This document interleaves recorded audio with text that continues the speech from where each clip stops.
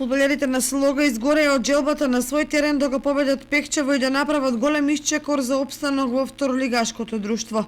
Во дербито на екипи од долниот дел на табелата Слога на 13-то место со 13 бода и Пехчево на 12-то место со 14 бода победи посрекњата, но и за нијанса по добрата гостинска екипа. Скопските пехчевци голот го постигнаа уште во 14-та минута со прецизниот удар од 17 метри на Рамадани, кој го погоди левиот горен агол на Трајковски.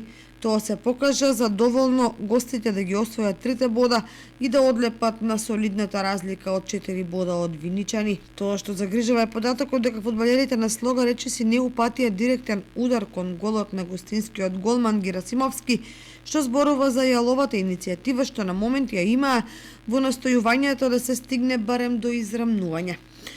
По овој пораз, Виничани драстично ги намалија своите шанси да ја избегнат опасната зона, бидејќи ќе треба да се случуваат чуда на наредните надпревари за евентуално да се освојат бодови против посилни екипи.